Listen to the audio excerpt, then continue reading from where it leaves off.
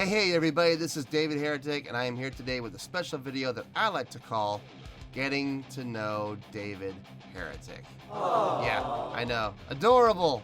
So cute. No, in all seriousness, I've had a number of people ask me questions, and I feel like this would be a good time for me to answer those questions. Questions like, why did I start this channel? Who are my biggest influences on YouTube? What's that thing on your left cheek that looks like a mole? What the hell? I'm going to get to all these things, I promise, okay? So, let's start with the first one. Why did I start this channel? A while ago, when this pandemic hit, I was actually a DJ on a streaming internet radio station. A very small thing, not very big, but people really enjoyed what I did on it, and they all suggested to me that I should start a YouTube channel and do reaction videos. Now, I have never been much of a YouTuber. I'm not one of these guys that sits in front of their computer for hours at a time watching YouTube videos. That's the truth. So the very first thing on my mouth was, what's a reaction channel? And they were like, what, you've never heard of these? And I'm like, no, I haven't. What are they? And at which point they continued to explain to me that what you do is you set up a camera, you get on your computer, you record yourself watching things you've never seen before and recording your reactions to it. And I remember the first thing that went through my mind is, people really find this entertaining? You can't be serious. But they all were like, listen, with your great voices, and we know with your voices you must have great facial expressions, and we think you'd be really good at this. And then I had my friends actually chime, like my real life friends who actually know me, chime in, dude, with your facial expressions and stuff, you'd be great at this. And I'm sitting there going, am I the only one that's ever heard of this stuff? So I said, look, before I jump into anything, I'm going to do my research. I'm going to get on YouTube. I'm going to watch these reaction channels. I'm going to take a look at what they do, how they do it, and I'm going to get an idea and see if this is something I even want to pursue. So I got on YouTube. I started watching reaction channels. Now, let me first say, when I did search for reaction channels, I found a ton. I found hundreds of these reaction channels. And I watched a number of them, mostly the most popular ones. You know who they are. I noticed a lot of things that people did that I liked. I also noticed a couple things that they all did that I didn't like. And I thought to myself, I could do this better. Hell yes. I could do this better. I could take the things that I do like, I could put my own little spin on them, and I could not do the things that I don't like. I could do this. I could totally do this. And it would give me a chance to entertain the people, because I'm going to be honest with you right now, touring, out of the question. Playing live, out of the question. Doing any type of rehearsal, honestly, is even out of the question. So, this will give me a chance to entertain people, and it looks like fun. Let's do this. Let's do this. Let's get into this. Of course you did. And here we are. Now, question number 2. Who are my influences on YouTube? There are 3 in particular that stand out. Remember, I watched a bunch, and I saw a lot of things I liked. I saw a lot of things I didn't like. And the things I didn't like ran pretty much across the board, except for these 3. And I'm going to get to them in a second. The things I liked were, it's pretty obvious the things I liked animation, I liked energy, I liked motion, I liked engagement with the audience. I like people who are entertaining, who are funny, who, think outside the box. What I don't like are fake reactors who pretend to like something, even though they actually don't like it.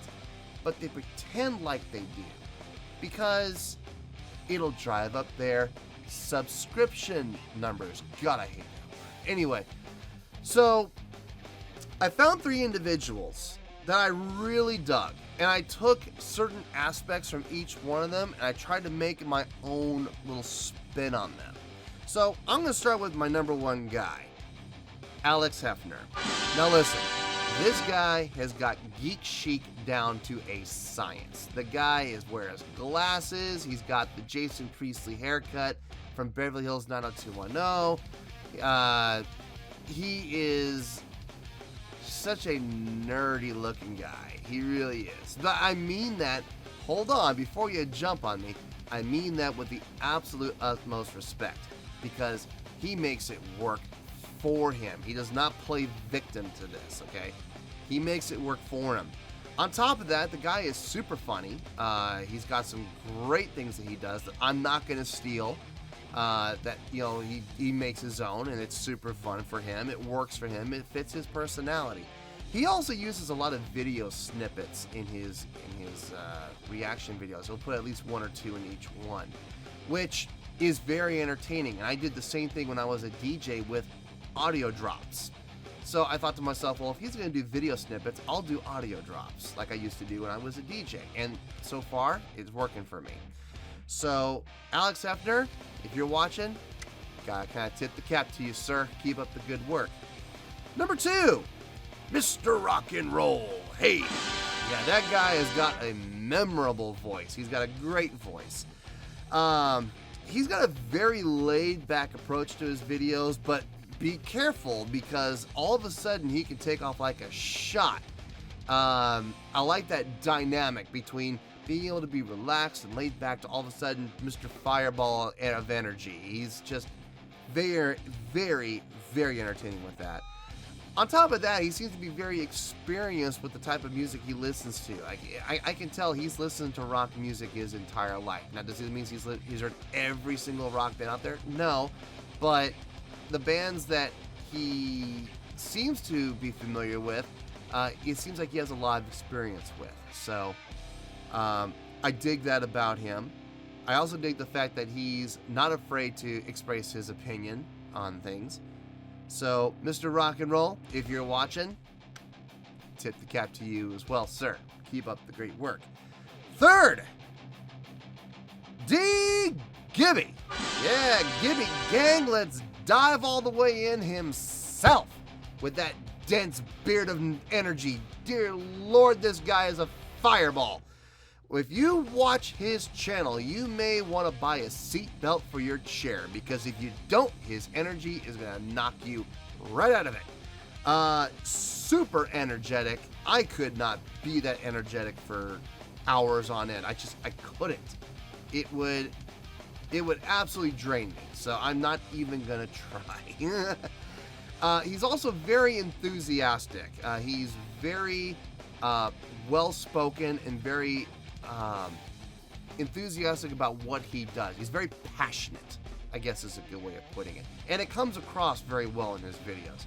So, D-Gibby, if you're watching, tip of the cap to you as well, sir. And don't you ever shave that beard off. That beard is epic. Now, all 3 of these guys share a common theme.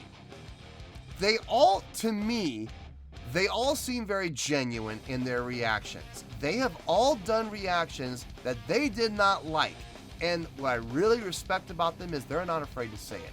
They will go in and say they don't like something, knowing it's going to cost them subscribers. They know that when they react, I wouldn't say negatively, but not favorably toward a suggestion or a request, they know they're going to lose subscribers. And they're not afraid to. They're more interested in keeping true to themselves, like myself. And that's mad respect to all 3 of those guys for doing so. They're not afraid to express their opinions, and that's mad respect in my book. I would love to collaborate with all 3 of these guys. Any one of them at any given time. Or all 3. Hell, let's get a 4-man think tank going. Let's do a 4-way reaction. I think that'd be awesome between us. So, Alex, Mr. Rock and Roll, and D-Gibby, if you guys are watching, hit me up. I would love to collaborate with you guys. Other than that, that's pretty much all of my influences on YouTube. I mean, there's been others, but those are the 3 main ones. So, keep that in mind. Last question, and I actually had someone ask me this. What's that thing growing on your left cheek? Really? We're going to go there? Okay. Well, this thing growing on my left cheek right here, yeah, that thing right there, that is a cyst. It is not a wart, it's a cyst. And people have, and a lot of my friends have asked me, why don't you get rid of it? And I say, no, I'm going to keep it. And let me explain why I'm going to keep it. One of my biggest influences in my playing, my bass playing, my singing, and more importantly, more than anything else, my attitude on stage and my stage presence is the late, great Lemmy Kilmister. For those of you that are new, who have no idea who that is, he was the bass player and lead vocalist of the band Motorhead, who passed away a couple years ago. He had on his cheek, I think it was the left one too, he had two cysts right next to each other, like that. Big, huge. This is kind of my way of paying tribute to him. That's why I'll never get rid of it. Unless it becomes like, unless a doctor says you need to get rid of that. Then I'll say, why? And he'll say, because it's going to kill you. And I'll say, okay, fine, get rid of it. But as long as it's not going to kill me, I'm going to keep it as tribute to the late, great Lemmy Kilmister. So that's what that is, and that's why I'm keeping it. Okay. Other than that, that's it for now. If you guys have any other questions you would like to ask me, you guys have anything you'd like me to do on air as far as a Q&A, feel free to ask me. I got nothing to hide, and I am absolutely an open book. And I have no fear about getting in front of a camera and telling you exactly what I think, how I feel, and what it is. So anyway, until next time, guys, this is David Heretic signing off, reminding you to stay fabulous and support each other. Later. Peace.